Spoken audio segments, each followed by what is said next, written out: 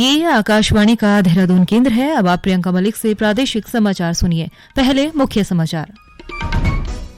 जोशीमठ में राहत एवं बचाव कार्य जोरों पर है। केंद्रीय रक्षा राज्य मंत्री अजय भट्ट ने आपदा प्रभावित क्षेत्रों का दौरा किया। प्रभावितों से मिले असुरक्षित भवनों को ध्वस्त करने का फैसला लिया गया। प्रदेश में महिला आरक्षण विधेयक को राज्यपाल ने मंजूरी दे दी है। शहरी विकास मंत्री प्रेमचंद अग्रवाल ने कहा है कि प्रदेश में 30 टाउनशिप के लिए चिन्हित कर दिए गए हैं। और रानीखेत में 796 अग्निवीरों के पहले बैच का प्रशिक्षण शुरू हो गया है। और अब समाचार विस्तार से। चमोली जिले के जोशीमठ में प्रशासन ने राहत व बचाव कार्य तेजी से किया जा रहा है। आज केंद्रीय रक्षा राज्य मंत्री अजय भट्ट ने आपदा प्रभावित क्षेत्रों का स्थलीय निरीक्षण किया और प्रभावितों से मुलाकात की। रक्षा राज्य मंत्री ने कहा कि केंद्र और राज्य सरकार आपदा प्रभावितों के साथ है और उनकी हर तरीके से मदद की जा रही है। उन्होंने बताया कि जोशीमठ आपदा को लेकर प्रधानमंत्री नरेंद्र मोदी पल पल की खबर ले रहे हैं और मुख्यमंत्री पुष्कर सिंह धामी हर व्यवस्था की निगरानी कर रहे हैं। श्री भट्ट ने कहा कि जिन लोगों के घर क्षतिग्रस्त हुए हैं उनको सुरक्षित स्थानों पर रखना सरकार की पहली प्राथमिकता है ताकि कोई जानमाल का नुकसान न हो। उन्होंने कहा कि कष्टकारी जरूर है कि प्रभावितों को अपना घर छोड़ना पड़ रहा है। श्री भट्ट ने कहा कि क्षतिग्रस्त भवनों व होटल को CBRI के सहयोग से तोड़ा जा रहा है। इस समय हमारी पहली प्राथमिकता है जान माल की सुरक्षा करना, एक एक बच्चे को बचाना, हर परिवार को बचाना। अपने किराए के मकान को छोड़ के मोहल्ले से जब जाते हैं तब भी हमको बहुत भावुक हो जाते हैं हम लोग। ये तो गाढ़ी कमाई से मकान बनाए थे, किसी ने मजदूरी मेहनत करके खून पसीने की मेहनत से बनाए, खाली करने पड़े हैं। लेकिन ये जनहित में जानमाल बचाने के लिए करना पड़ रहा है जो रहने लायक नहीं है। अभी कुछ लोग ये फैला रहे हैं कि सारे मकान तोड़ दिए जाएंगे। जो तोड़ने लायक होंगे वो भी जो हमारी CBRI की टीम आई है उसके आधार पर ही, उसके राय के बाद ही उनको हटाया जाएगा। इस बीच पूर्व मुख्यमंत्री और गढ़वाल सांसद तीरथ सिंह रावत ने भी आपदा प्रभावित क्षेत्रों का दौरा किया। पत्रकारों से बातचीत में श्री रावत ने कहा कि आपदा प्रभावितों के लिए स्थायी पुनर्वास की व्यवस्था की जाएगी। इसके लिए प्रशासन सर्वे कर रहा है। उन्होंने बताया कि स्थायी पुनर्वास के लिए गोचर, पीपलकोटी सहित अन्य स्थानों के चयन की कार्यवाही गतिमान है। भूदशा जो हो रहा है उस दृष्टि से पूरा शासन प्रशासन लगा हुआ है और वो एक ऐतिहासिक नगरी है, धार्मिक नगरी है, पर्यटन की भी नगरी है और साथ ही सामरिक दृष्टि से रक्षा का क्षेत्र होने के बाद सीमा, तो उस दृष्टि से भी तो उसकी चिंता करना हमारा काम है। और इसीलिए मैं कह सकता हूँ कि शासन प्रशासन पूरी तरह रात दिन जुटा हुआ है और जो प्रभावित लोग हैं उनको कैसे राहत दे सकते हैं, उनकी समस्या समाधान कर सकते हैं, उनको छत मिले, ये सारा वहाँ पे हो रहा है। कैंप किए हुए हैं और अस्थायी व्यवस्था की भी चिंता है, उसके लिए भी सर्वे चल रहा है। प्रदेश सरकार ने जोशीमठ में असुरक्षित भवनों को ध्वस्त करने का फैसला लिया है। जोशीमठ नगर क्षेत्र में 723 भवनों में दरारें आने की रिपोर्ट है, जबकि 86 भवनों को असुरक्षित घोषित किया गया है। प्रशासन नगर क्षेत्र को खतरे वाला, मध्यवर्ती और पूरी तरह सुरक्षित क्षेत्र में विभाजित किया गया है। चमोली जिले के जोशीमठ में भूधसाव के बाद लोगों की सुरक्षा और सरकार के इंतजामों को लेकर मुख्यमंत्री पुष्कर सिंह धामी ने राज्यपाल गुरमीत सिंह से देहरादून में मुलाकात की है। मुख्यमंत्री ने जोशीमठ में भूधसाव क्षेत्र में संचालित राहत व बचाव कार्यों के साथ ही नागरिक सुरक्षा के लिए किए गए कार्यों के बारे में भी बताया। राज्यपाल ने कहा कि भूधसाव क्षेत्र में निवासरत लोगों की सुरक्षा सबसे महत्वपूर्ण है, जिसे ध्यान में रखा जाए। इसके साथ ही प्रभावितों को अस्थायी पुनर्वास का उचित प्रबंधन सुनिश्चित किया जाए। प्रदेश में महिलाओं के आरक्षण विधेयक को आज राज्यपाल गुरमीत सिंह ने मंजूरी दे दी है।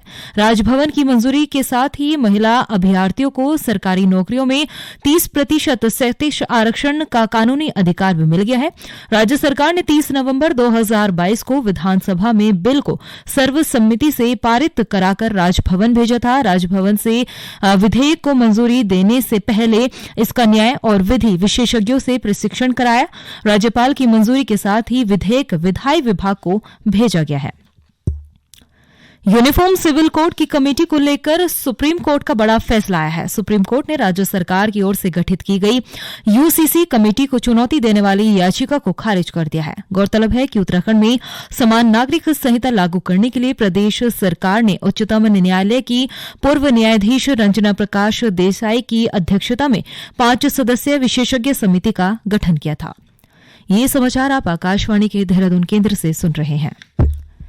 शहरी विकास मंत्री डॉ प्रेमचंद अग्रवाल ने कहा है कि प्रदेश में कुल 23 टाउनशिप के लिए स्थान चिन्हित कर दिए गए हैं, जिसमें गढ़वाल मंडल में 12 जबकि कुमाऊं मंडल में 11 शहर शामिल है। इसके लिए जिला स्तरीय सर्वेक्षण समिति का गठन भी कर दिया गया है। उन्होंने बताया कि 10 लोकेशन में टाउनशिप की वित्तीय और व्यवहारिक व्यवस्था किए जाने के लिए नियोजन विभाग ने एक संस्था की नियुक्ति की है और जल्द ही टाउनशिप के लिए कार्य योजना तैयार की जाएगी। कृषि मंत्री गणेश जोशी ने आज देहरादून स्थित पीएमएफएमई स्टोर में ऑर्गेनिक मार्केट का शुभारंभ किया। मार्केट सुबह 7 बजे से रात 10 बजे तक खुला रहेगा। इस अवसर पर गणेश जोशी ने कहा कि स्थानीय किसान ऑर्गेनिक उत्पाद, फल, सब्जी, दाल समेत अन्य उत्पाद इस मार्केट के लिए लोगों तक पहुंचाएंगे। उन्होंने कहा कि वर्ष 2025 तक उत्तराखंड को अग्रणी राज्य की श्रेणी में शामिल करने की दिशा में यह महत्वपूर्ण कदम उठाया गया है। श्री जोशी ने कहा कि प्रदेश के स्थानीय उत्पादों को अंतर्राष्ट्रीय स्तर पर पहचान दिलाने के लिए सरकार निरंतर प्रयास कर रही है और इस दिशा में ये बड़ा कदम उठाते हुए जल्द ही देहरादून में एग्री मॉल की स्थापना भी की जाएगी। इसके लिए अधिकारियों को कार्य योजना तैयार करने के निर्देश भी दिए गए हैं। अल्मोड़ा जिले के रानीखेत स्थित कुमाऊं रेजिमेंटल सेंटर में 796 अग्निवीरों के प्रथम बैच का प्रशिक्षण शुरू हो गया है। केआरसी कमांडेंट ब्रिगेडियर आईएस सामयाल ने बताया कि इन अग्निवीरों का प्रशिक्षण 1 जनवरी से शुरू हुआ और 6 महीने के प्रशिक्षण के बाद इन्हें सेना की इकाइयों में भेजा जाएगा। उन्होंने बताया कि अग्निवीरों को ड्रिल और फिजिकल प्रशिक्षण दिया जा रहा है। उन्होंने बताया कि अगले बैच का प्रशिक्षण मार्च 2023 के पहले हाफ में शुरू होगा और 2023 के पहले हाफ में 1150 अग्निवीर सेंटर में रिपोर्ट करेंगे। अग्निवीर का पहला बैच है जिसमें 796 अग्निवीर आए हैं, उनकी ट्रेनिंग चल रही है। इस ग्राउंड में अभी आप देख रहे हैं कि ड्रिल की ट्रेनिंग, फिजिकल ट्रेनिंग की ट्रेनिंग और इसके अलावा बैनर ट्रेनिंग पे आपको डेमोन्स्ट्रेशन दिखाया गया है। अभी पहला बैच 1 जनवरी को स्टार्ट हुआ और इसके बाद हमारा अगला बैच मार्च के महीने में स्टार्ट होगा। 2023 में पहले हाफ में तकरीबन 1150 अग्निवीर सेंटर में रिपोर्ट करेंगे। मुख्यमंत्री पुष्कर सिंह धामी ने कहा कि वैज्ञानिक प्रौद्योगिकी व नवाचार में प्रदेश को अग्रणी राज्य बनाना सरकार का उद्देश्य है। देहरादून में आयोजित बौद्धिस्ट विचार श्रृंखला में मुख्यमंत्री ने कहा कि राज्य के विकास के मॉडल को इकोलॉजी और इकोनॉमी के समन्वय के साथ आगे बढ़ाना होगा। उन्होंने कहा कि विचार श्रृंखला के तहत राज्य हित में वैज्ञानिकों, समाजसेवियों और बुद्धिजीवियों के सुझाव आमंत्रित किए जा रहे हैं। श्री धामी ने कहा कि विचार मंथन सत्र हिमालय की पारिस्थितिकीय विभिन्नता के दृष्टिगत अलग-अलग मुद्दों पर विभिन्न प्रयोग करने का एक बेहतरीन मंच है।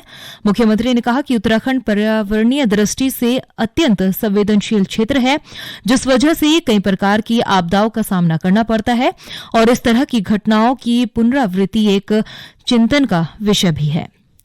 नैनीताल जिले में भूस्खलन और भूधसा प्रभावित क्षेत्रों के चिन्हीकरण के लिए अधिकारी गांवों का भ्रमण कर रिपोर्ट तैयार करेंगे। जिलाधिकारी धीराज गर्ब्याल ने आपदा पूर्व तैयारियों को लेकर बैठक की है। बैठक में भूस्खलन प्रभावित क्षेत्रों को लेकर चर्चा की गई। जिलाधिकारी ने कहा कि भविष्य में भूधसाव से कोई बड़ी घटना न हो, इसके लिए अधिकारी पहले से ही एहतियात बरतें। उन्होंने ग्राम सभा डुंगसिला और आलूखेत में भूस्खलन क्षेत्र का सिंचाई विभाग को सर्वे कर एस्टीमेट तैयार करने के निर्देश दिए हैं। जिलाधिकारी ने भीमताल में ड्रेनेज की समस्या का भी हल निकालने को कहा है। देहरादून स्थित राजकीय दून मेडिकल कॉलेज को पहला पीडियाट्रिक सर्जन मिल गया है। अब नवजात बच्चों की सभी तरह की सर्जरी हो पाएगी। कॉलेज के प्रधानाचार्य डॉक्टर आशुतोष सियाना ने बताया कि राजकीय दून मेडिकल कॉलेज में डॉक्टर श्रेया तोमर ने पीडियाट्रिक सर्जरी विभाग में ज्वाइन किया है। अब यहां नवजात शिशु से लेकर सभी तरह के बच्चों की सभी तरह की सर्जरी भी हो पाएगी। Doctor Shreya Tomar MCH paediatric surgery AIIMS new Delhi प्रशिक्षित है। मेडिकल कॉलेज में प्रत्येक मंगलवार और बुधवार को न्यू ओपीडी भवन के प्रथम तल पर सर्जरी विभाग में बैठेगी। और अंत में मुख्य समाचार एक बार फिर। जोशीमठ में राहत व बचाव कार्य जोरों पर है। केंद्रीय रक्षा राज्य मंत्री अजय भट्ट ने आपदा प्रभावित क्षेत्रों का निरीक्षण किया, प्रभावितों से मुलाकात की, असुरक्षित भवनों को ध्वस्त करने का फैसला लिया। प्रदेश में महिला आरक्षण विधेयक को राज्यपाल ने मंजूरी दे दी है। शहरी विकास मंत्री प्रेमचंद अग्रवाल ने कहा है कि प्रदेश में 23 टाउनशिप के लिए चिन्हित कर दिए गए हैं। और रानीखेत में 796 अग्निवीरों के पहले बैच का प्रशिक्षण शुरू हो गया है। इसी के साथ प्रादेशिक समाचार समाप्त हुए। नमस्कार।